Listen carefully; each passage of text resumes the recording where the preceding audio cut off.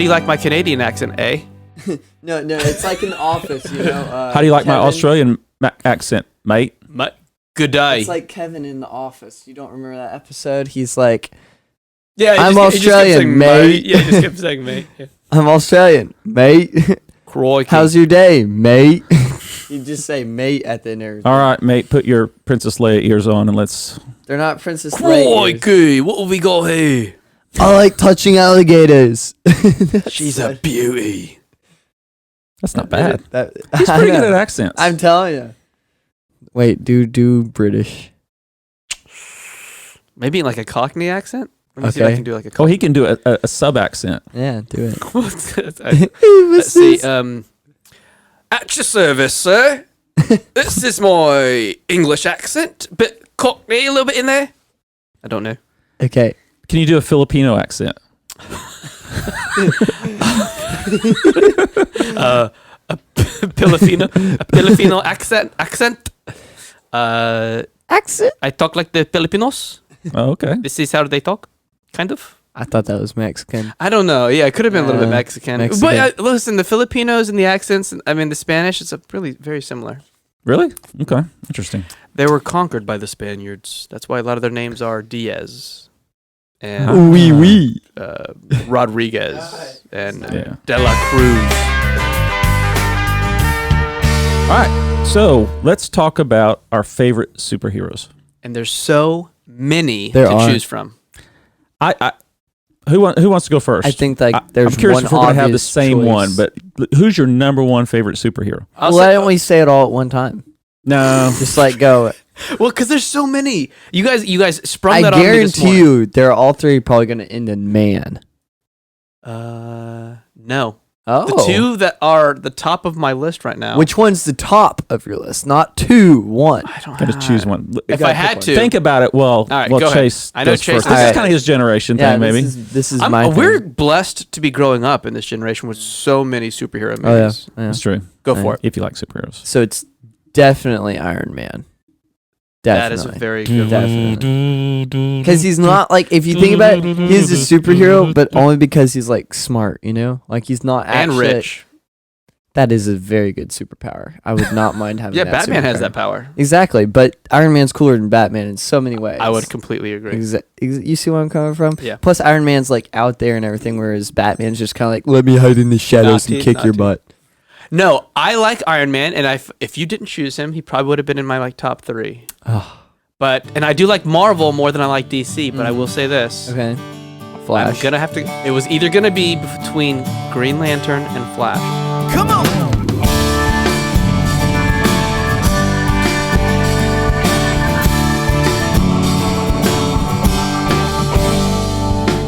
So Brett, tell me about this jersey you're wearing. Yeah, so this is Juventus. Juventus. It is a team in Serie A or Serie A, I don't know exactly how to say it, which is the Italian soccer league or football league. Football. Yeah, Italian football league. This team is from northern Italy, which is where the Maranis came from. Ah, you hail from northern Italy. Yes, Marani came from northern Italy. And so I wanted to pick a team from northern Italy to pull for in Europe. And Because there's something soccer going on right now. well, yeah, soccer goes on almost all year round. So Obvious. yeah, Why didn't you know and that? they're Like, a really good. They're a really good soccer team. But awesome. And apparently they are sponsored by Jeep. Gee. yeah, they are. That all these soccer teams have a sponsor and advertisement right on the front, and it's Jeep, which you drive a Jeep, so I guess do. you like this. You would jersey know too. Yes, something. I love Juventus. There we go. Hey, go Juventus. One of the top 2 players of the world. In fact, there's a big argument among soccer fans as to whether or not Cristiano Ronaldo or Lionel Messi is the best soccer player. Mm. And Ronaldo plays for Juventus. Oh, because I was going to Ronaldo say, all the I've way. heard of Ronaldo. Yeah, Yeah. I haven't heard of whoever that other guy is. I already forgot so- his name. Yeah, that's the story behind the jersey, and I found it on sale. So Nice. Those are Okay, the best. yeah. Those are the best shirts. I was actually trying to pick a team in northern Italy to pull for. Milan has Inter Milan and AC Milan, and they're really good too. And they're actually a lot closer to the little village my family's from. So I was actually looking at pulling for one of them. But then I saw this jersey on sale. And you're like, it made the decision for me. It did. Literally, I'm like, I'm a Juventus 20% fan. off. Yeah, I like Yes. it. It looks cool. So, all right, well, let's get into Genesis chapter 31 through 40, chapters 31 through That's right. 40. And as we read these, hey guys, what jumped out at you guys? Who wants to start off? Chase, you want to start off? I think that I should start off because I'm at 32 and you're at like 30. Yeah, Five, the place and that he's I like- wanted to hit on was 37. I'm 35, You're so we'll 35. go. Yeah, we'll like go in that. that order. Okay. Or you can go first, Rick. I mean, Go on. all right. Hit us with it. All right. So I was reading, and then we got to Jacob wrestles with God, and I thought it was really interesting. It says Jacob wrestles with God.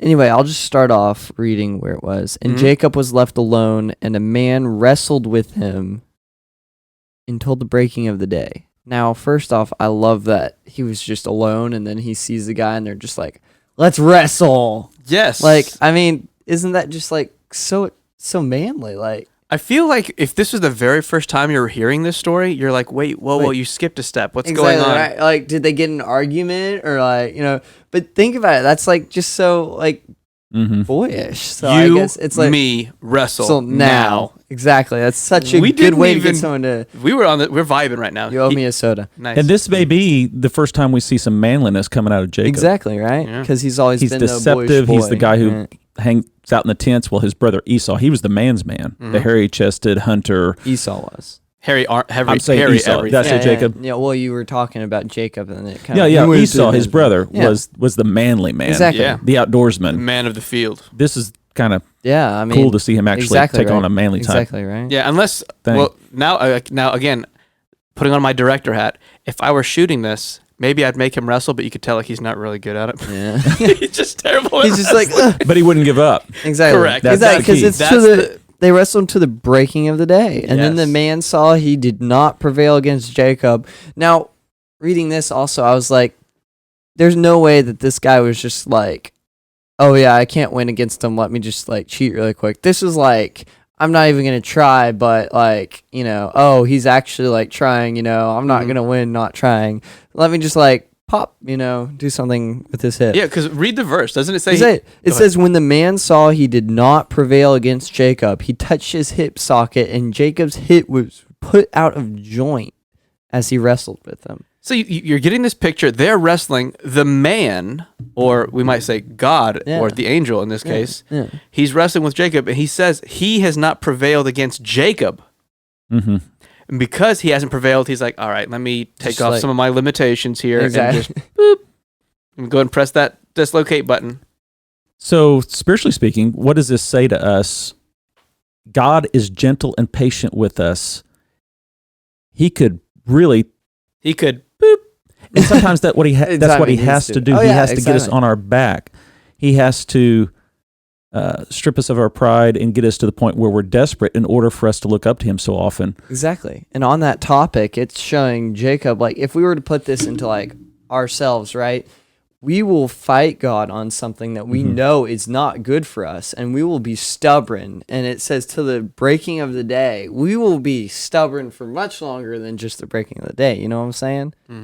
Much, much longer. And then God will finally just be like, all right, that's the last straw. Here's something, And then it will really wake you up, and you go, what have I been doing, So It's the loving parent, right? The loving Exactly, parent right? doesn't start off with extreme harsh discipline, starts off with a light type of discipline. If that's not working, we'll take it up a notch, and then finally, It's okay, we're going to extreme. have to do this to get Exactly. the child's attention. Mhm. And he does that with us as well. He's patient. Oh, So exactly, you- exactly.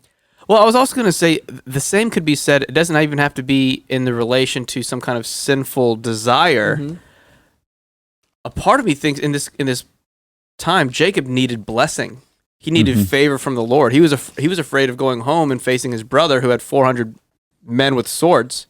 He needed this blessing because he needed God to protect him and his family. He's like, I'm going to wrestle with God until I get what I need.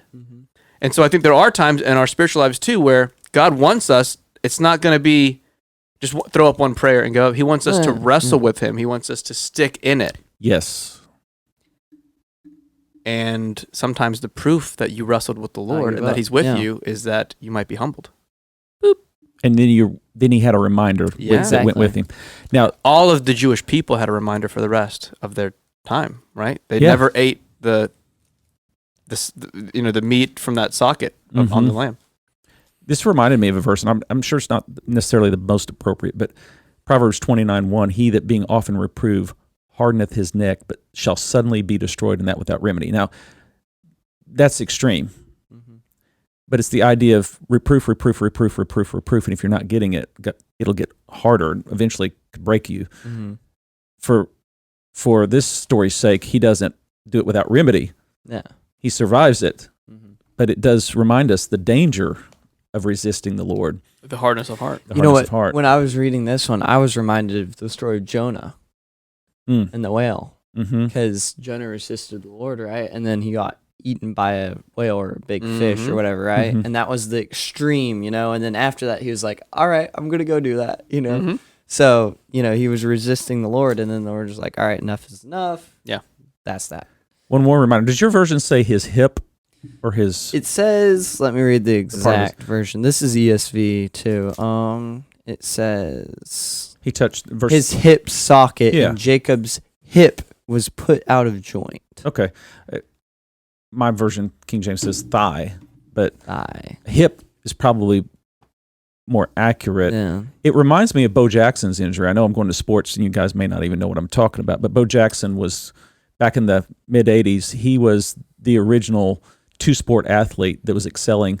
He's still the only athlete to play in both a Major League Baseball All-Star game, where he was actually the MVP, hit a home run in his first at-bat, and he also played in the Pro Bowl, which is the All-Star game for the NFL. So he excelled in both baseball and football. And he was a superstar among superstars. He was the hottest thing. Bo knows this, Bo knows that. Bo could do everything, And then he had an injury where same thing, tore his hip, pulled it out of socket. And it was when he was being tackled from behind, when he was running the football down the field, and the guy tackled his leg and held on, and Bo continued to try to run, and his strength, his power, he pulled his leg out of the socket at the hip, and it ruined his football career. He was able to actually get an artificial hip, come back, and play professional baseball with an artificial hip. Yeah. It's an amazing story. But, he still got a little bit of a limp or whatever. Right. I was at a game in Texas where I watched him play against the Rangers, and he hit a home run. It went right over my head. I was sitting in the left field bleachers, and his home run went over my head and landed 7 rows behind me, something like that. And then I watched him go around the bases, and he had a little bit of a hitch in his jog. So he always, for the rest of his life, has this artificial hip. And he was probably so good. He's like, you know what? I don't feel like sprinting. I'm just gonna hit a home run so I can jog this one out.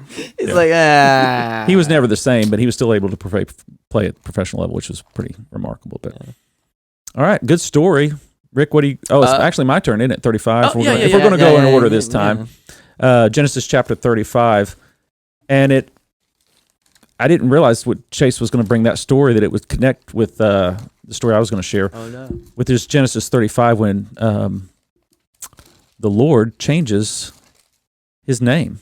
Let me get there. Genesis 35.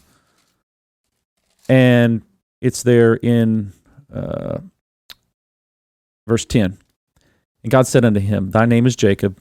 Thy name shall not be called any more Jacob. Now, the word Jacob literally means supplanter. Last week I said Jacob means deceiver. That wasn't exactly accurate, although it said the name means a layer of snares. When when a hunter wants traps, a layer of snares, there is deception involved. That is a deceiver in laying snares that the animal cannot see. So that's where you get the Jacob means deceiver, but it literally means a supplanter or a heel grabber. That goes back to his birth story with Esau. But notice he changed his name from that to Israel. It ends with the two letters in our English transliteration, E-L, which is giving honor to God, right? L. That shall be thy name. Israel shall be thy name, and he shall be, and he called his name Israel or Yisrael, and that has a special meaning as well. So he goes from being a deceiver, and I want to get this, make sure I get this exactly correct on the name thing, but he goes from the name deceiver, the one who, or supplanter, the one who deceives, to literally Israel, which means this: God prevails. Yeah, I was going to say in chapter 32 it says right after they wrestled, so he goes, "Let me go, for the day is broken." But Jacob said, "I will not let you go unless you bless me." And he said to him, "What is your name?" And he said, "Jacob." Then he said, "Your name shall no longer be called Jacob, but Israel, for you have striven with God and with men and have prevailed." Isn't that fascinating? He says, "You've striven with God and prevailed. I'm going to name you God prevails." Interesting. And then he repeats it over here in chapter 35. Thanks for pointing that out. I forgot that it was in chapter 32. Yeah, that right was after when he wrestled. I remember reading it, and then he goes. Then I found it in 35. So, yeah, you're right. In verse 28, you've wrestled with God and man and has prevailed. So, what's up with that? Did Jacob prevail or did God prevail? Or perhaps both. Yeah, that's what I was going to say. When? Both. Right. Like, is there really one? If you're willing to wrestle with God, you prevail, Mm-hmm. and then He prevails. How does that work? It seems like maybe a contradiction. No, it is God wants us to wrestle through who we are in relationship with Him. Come to Him about it, Yeah. not just work with ourselves. You but cannot work- prevail with God, right? Exactly. We will never overcome God. Well, Right, you But cannot, he wants yeah. us to, in this case, wrestle or have that relationship with him. Mm-hmm. And as we're going to talk about later, when we pray or when we commune with God, we're not changing God. He's changing us. Right. And so now, God is saying the Which truth. he did right here. He did change. He literally Yeah. changed Jacob. He went from Jacob to Israel. Mm-hmm. So And think of it this way also, God He's always condescending to our level so we can relate to Him. And for a lot of people, they struggle with reading things in the Old Testament or things like with God changed His mind or God repented or God doesn't repent, No. but it says He repented. It's coming down to our level so we can relate to Him. And so He condescends to our level in order for us to relate to Him in our terms in a relationship. But we got to be careful then to assume that the way He's acting in that relationship means He's weak or He's incapable. It's like there's no way a man can truly wrestle with God. That it wouldn't work. that Yeah, is he'd die. completely impossible. Moses but God couldn't comes even- down and wrestles with him. Yeah, Moses He comes couldn't down to even our see level, his meets us face. where we're at. Mhm. And that's a gracious act on His behalf. And so prevail with God. This reminds us then we come to prayer that it's okay to be honest with God. In fact, that's what He Yes. wants. Yes. We can complain to God. We can argue with God. God's not needing to be convinced. He has the absolute truth. He knows all. It's just Him meeting with us so we can arrive where we need to arrive. He knows where we're at. Yeah. He knows what we need. And in prayer, sometimes we don't know, and it becomes revealed to us. And Yeah. He can work us through that. So prayer's not really changing God. It's Oh, yeah. changing us. Right. And so it when sometimes looks like to us God's changed. Right. You know, or now we can see Him from a new perspective. but He has changed in the way we see Him. Right. But He hasn't changed. He's always been the same. Yeah. Jesus Christ, the same yesterday, today, and forever. And then I think about Philippians, I think it's chapter 2, verse 12. Work out your salvation with fear and trembling. Mm-hmm. There's a wrestling that's going on in my heart and soul as I'm making major adjustments to the fact that this is who God is and I need to be right with Him. That's all of God's grace, of course. So, all right. What do you got? Oh, I think mine's going to be pretty simple and very straight to the point. I know we've kind of maybe gone long in this segment, but mine is in Genesis 37. And the thing that was really jumping out at me as I was reading was, it might not be a new idea for a lot of people, but this idea that I was seeing a lot of connections between Joseph and Jesus. And the things that really, and that kind of jumped out at me were, particular, there is a verse in chapter 37, verse 11 that says, let me go read that, verse 11. And his brothers were jealous of him, but his father kept the saying in his mind. This is after Joseph had just told them for the second time a different dream that he'd had. And remember, if you guys know the story, he's telling these dreams that are making it look like all of his family are going to be, serving Joseph. Bowing down to The Him. brothers hate it. Oh, yeah. And even Jacob is taken aback. He's like, wait, are you telling me that I'm going to be bowing down to you? Now, he doesn't go so far as the brothers did, but you could tell he was like, wait, He what? loves this child. Yeah. But it says, verse 11, and his brothers were jealous of him, but his father kept the saying in his mind. And that reminded me Of Mary. Yes. Yeah. Mary Pondered these things in her heart. Yes. What was it? Like the prophets had come to him, had said some things to her, like, this baby is going to be the savior of the world. I think it was one of the prophets started with the letter A, I think, and then also another woman who had been fasting for so long or something, and she was known. Anna. I think maybe it was Anna. But two people had come to Mary, and she was like, she stored these up in her heart or something like that. And that reminded me so much of what Jacob was doing. He's hearing these weird, miraculous things about his child, and he doesn't just write it off and forget about it. He goes, I'm going to think about that and store that up in my mind. Mary said the same thing about Jesus. Maybe in the book of Luke, I'm not sure. Yeah, I think it is. And then also in verse 28, let me go see where I was taken from this. Now, in verse 28, this is going to be, as soon as I say it, if you guys already haven't made the connection, you're going to know.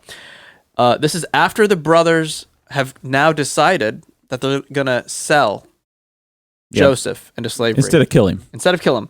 Then the Midianite traders passed by, and they drew Joseph up and lifted him out of the pit and sold him to the Ishmaelites for 20 shekels of silver. They took Joseph to Egypt. And I was like, whoa, wasn't Jesus betrayed for, I think it was 30 shekels, but he was betrayed for shekels. 30 pieces of silver. 30 pieces of silver, and now we have this guy being betrayed for silver. And then the last connection I made was a connection between Reuben and Peter. Reuben was not going along with the brothers. He's like, okay, he didn't come out and say, guys, this is wrong, we shouldn't do this. He was like, oh. He's our flesh and blood. He was like, maybe instead of, like, let's keep doing bad things to him. I'm with you guys on this. But instead of killing him, maybe we just, put him in a pit. Put him in a pit, right? And he wasn't telling them this, but he was like, I'm not with this. I'm going to save him later. Right. And then verse 29, when Reuben returned to the pit and saw that Joseph was not in the pit, he tore his clothes and returned to his brothers and said, the boy is gone, and where shall I go? And it reminded me so much of Peter. After the betrayal, Peter realizing, I've just betrayed Jesus, and just the depth of depression he had gone on to. So those are the connections that I was making, and I think we talked about it maybe last week too, when Rodney was on, about the connection between I think it was Joseph and Jesus, and so those kind of jump out at me. No, hardly any negative with Joseph. So correct. Yeah, which is Joseph. The chapters 41 through 50 are this amazing story about Joseph going to Egypt and what happens there. Which is our next reading is Genesis 41 through 50 for next time. So, all right, let's take a break. We'll come back and interview Neil Cole. Looking forward to it. Sweet. How wise and good is our God. How wise and good is He. All right, we're back, and we have Neil Cole on the phone with us. Neil is from Long Beach, California. Is that correct, Neil? That's right. Yeah, and he is been married for 37 years. He and his wife have 3 grown children and 5 grandchildren.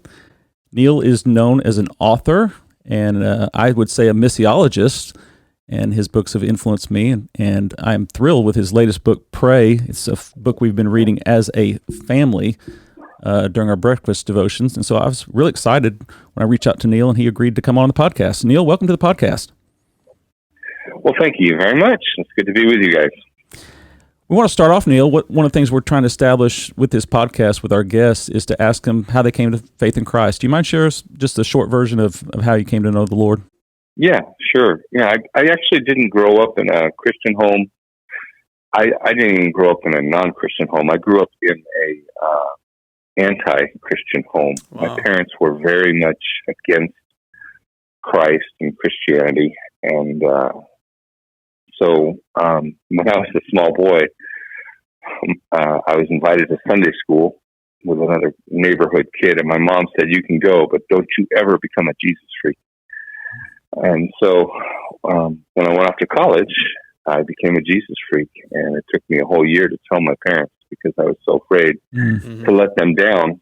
But when I did, my mom started watching me very closely, and within a few years, she gave her life to Christ. My father, on the other hand, his entire life, he passed away 10 years ago, he has been disapproving of me as a Christian and disappointed in me as a Christian. He was an artist, and I grew up in Southern Los Angeles. I came to Christ because I realized that in high school, all the people that I enjoyed being with because they were nice were Christians, and the other people were all mean to each other. So I was drawn to them as a friend first, and then someone took me up in the mountains for a retreat, and there I realized this is a creation. This is created, and there is a God, and I knew that He was close at hand. I didn't accept Christ right away, but a year later I did. I came close to dying with a disease, and thought maybe I better get my house in order, and I gave my life to Christ. Right. And I had no idea how much that would change everything for me. The reason I didn't become a Christian right away was I thought I didn't want to lead a boring life, believe it or not. Mm-hmm. My life has been anything but boring. So that was a complete misunderstanding. It's funny that you say that. I was a freshman at Cal State Long Beach when I became a Christian. You were a freshman in college? Yeah. Gotcha. Yeah, I think I got saved when I was a sophomore in college. I was 19 years old. But when you said you were afraid of being a Christian because of leading a boring life, I remember sitting in church as a young kid thinking the same thing, that heaven was just as scary to me as hell, because I didn't want to spend my picture of heaven was singing songs to God 24/7. Yeah. And I thought, oh, I do not want to do that. And I didn't want to go to hell either. I was like, is there a place in the middle? Can we just go to limbo or something? Yeah. It's funny how we think about these things. So what was the trajectory, Neil, of your, at that point in time, what did you think you were going to do in your life prior to coming to Christ? You went to college. Did you have a certain career in mind at that point? Yeah, I'm not sure it's any more logical than my first assumption about a boring life. But, I always wanted to play in the NBA, and I also was going to be an artist. I got my first degree in art, and that stuck with me. I'm still an artist, but I don't know why. I just never made it to the NBA. I think there's a whole lot of us that had aspirations of playing Major League Baseball or NBA. I had both of those aspirations myself, as probably did most kids in America some of near our generation. So, but you did not end up going into that. I guess you went into did you go right into vocational ministry coming out of college? Yeah. Well, no, I actually illustrated a couple books, and but yeah, I think my heart was to go into vocational ministry right away. I went off to seminary, and while I was in seminary, actually, my wife and I married before we had it. While we still had a year left in our undergraduate degree. Then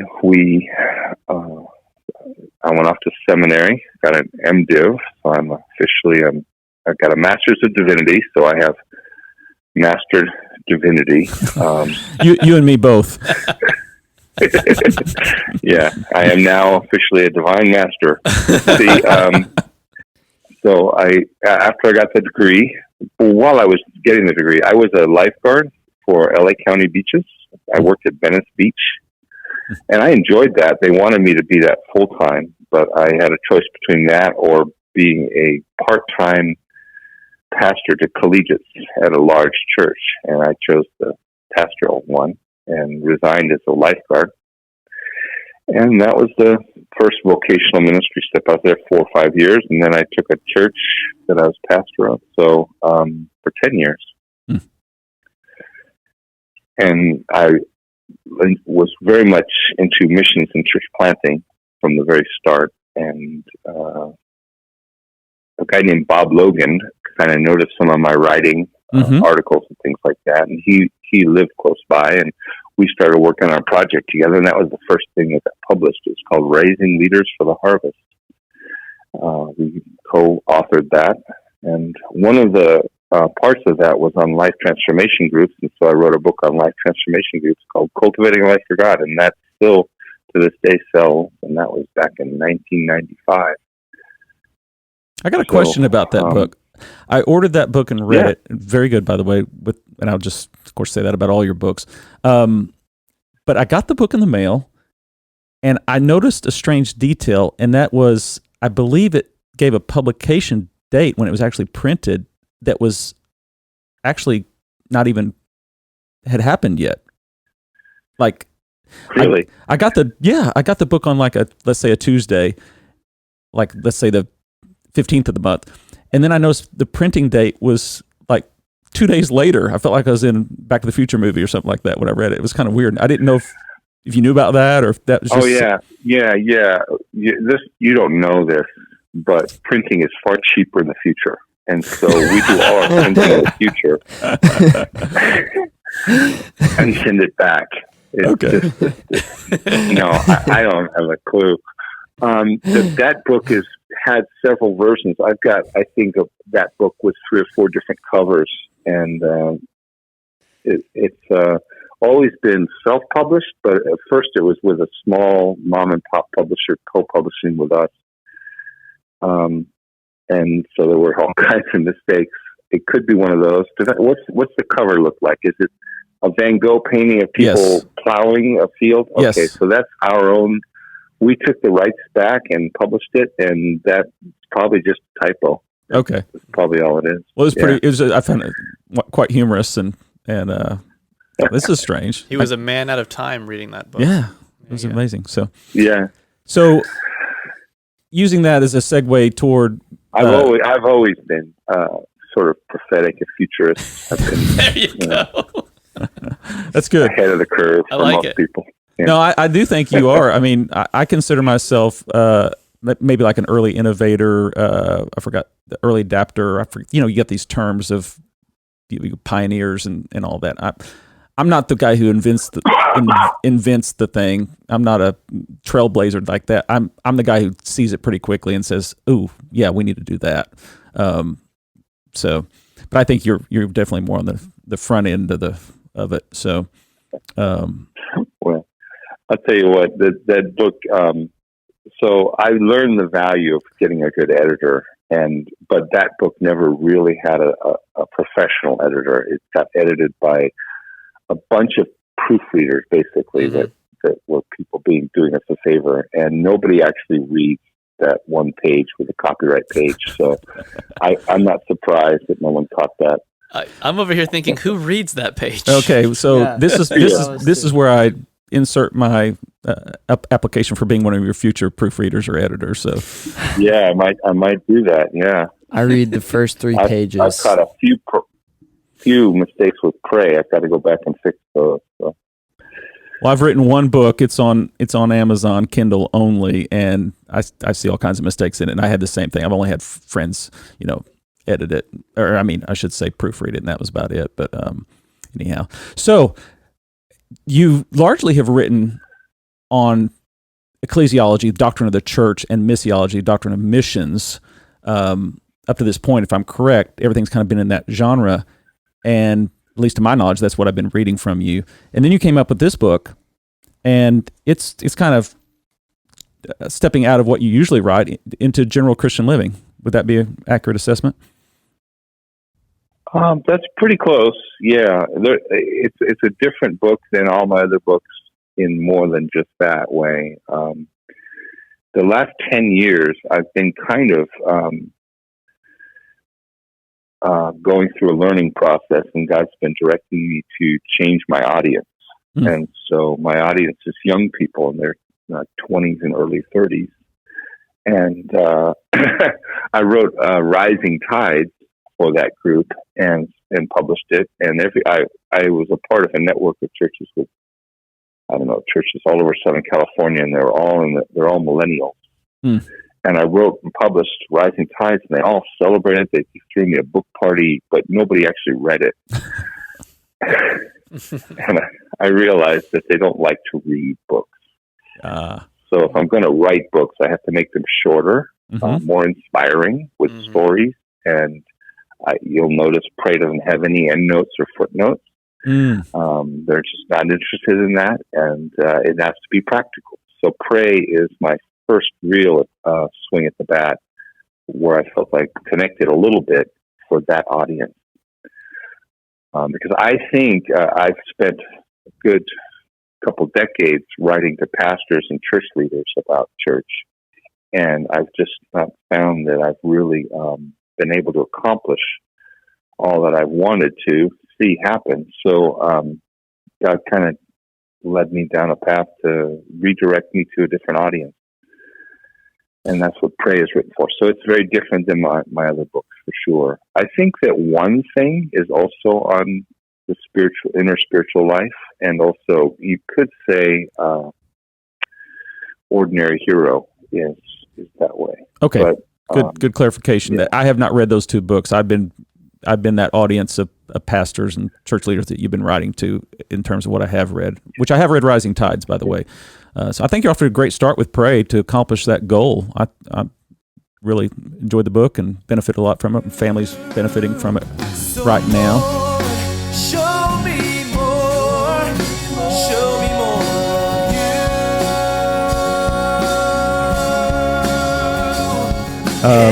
Rick made an observation I want to share with you, because I shared with him what I felt the book was kind of a very entry level book, but also what I love about it is this is probably the first. I've got tons of books on prayer, obviously, in my study here. This was one of the first books on prayer where I didn't feel guilty about my prayer life. Instead, I felt motivated to pray. Right. It was yes. So as I'm reading through your book, Neil, and one of the things that it first reminded me of, and I thought it was just funny, and I was sharing this with Brett earlier, is the movie Fiddler. Well, I watched the movie. I know it was a play, but my musical. I'm sorry, musical. So you have to be even more specific here.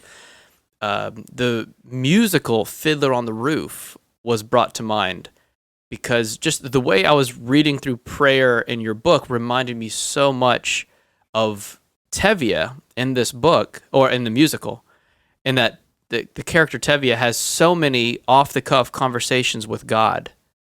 It's as if he has this ongoing conversation with God that gets interrupted with his, everyday conversation with people. And then when they're not there, then he can continue his conversation with God, which remind me so much of your book.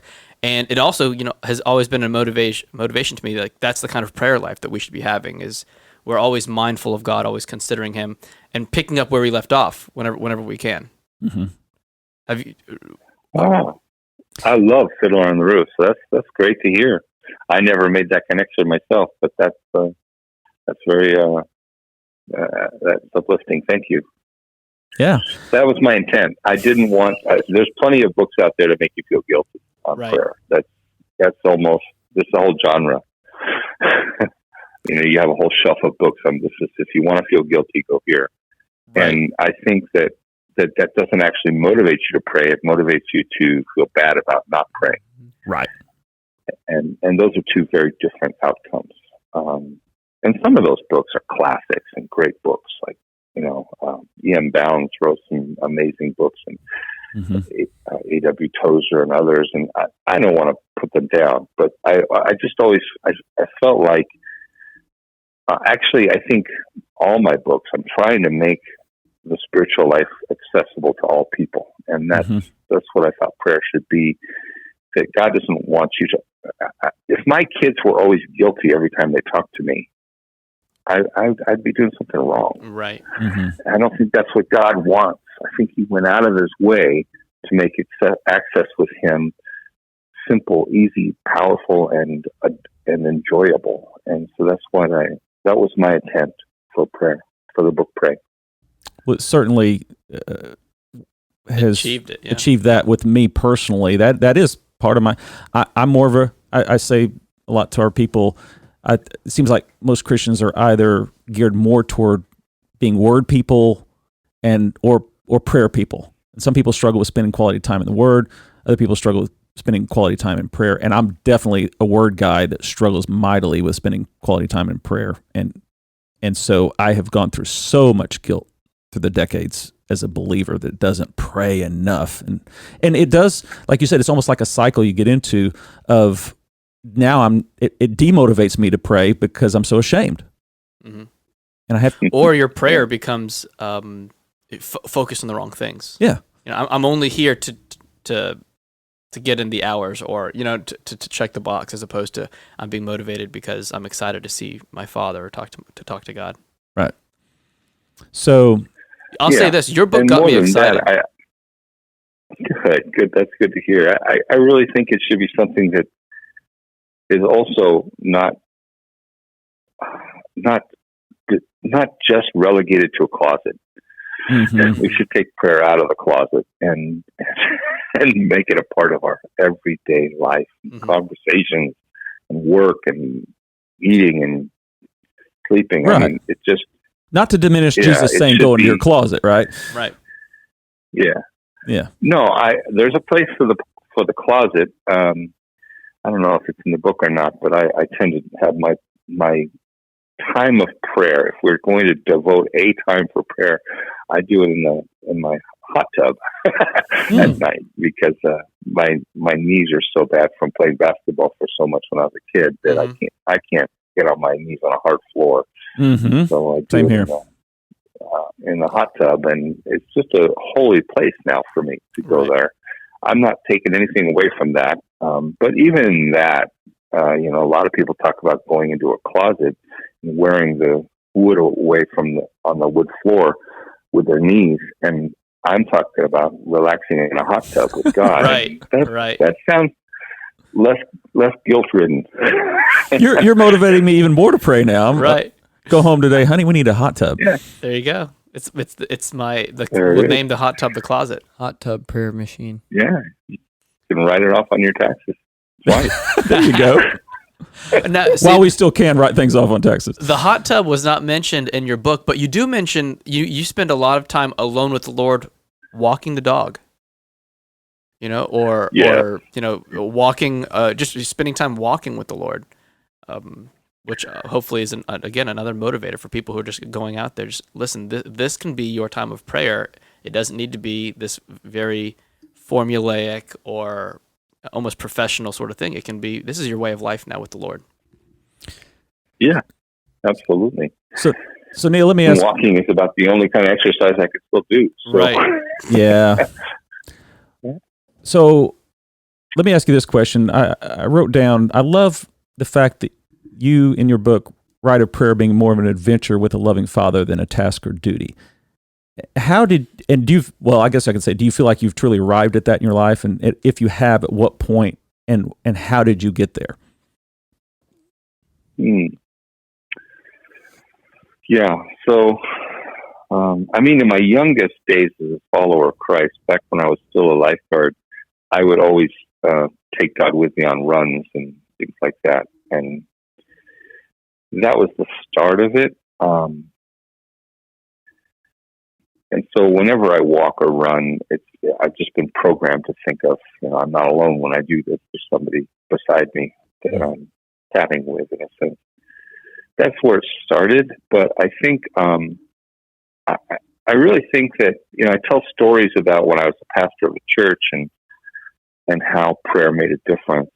And those were, phenomenal moments that happened, but they were not regular patterns that I invested in constantly on purpose. They just happened because of, God's leading. So when I went off to plant churches in the city, that was what got me really praying as an adventure all the time, like saying, come on, God, let's go take this place for Jesus, and let's go bring the kingdom of God here, and let's go tear down this stronghold, and let's bring life to these people. And so that, and also my travels, because of my books, I've been blessed with the ability to travel all over the world to train people. And in fact, in the last 10 years, I rarely travel anywhere in the States. It's always overseas.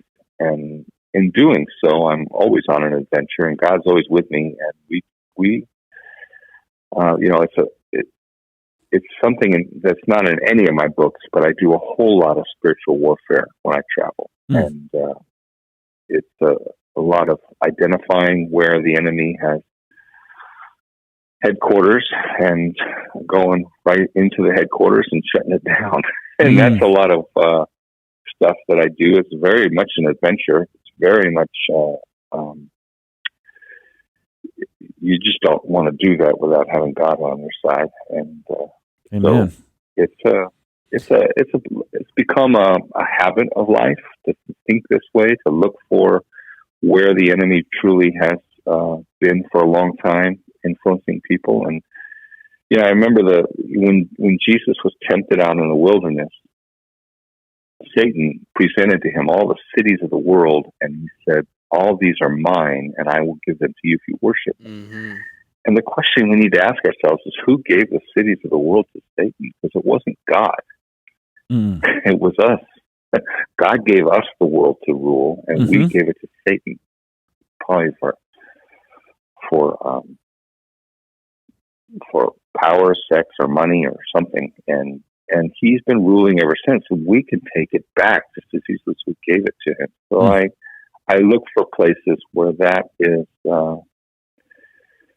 it's, for me, it's a lot more than a windmill I'm going after. It's a truly demonic stronghold, and it's part of the adventure, and I do this all the time.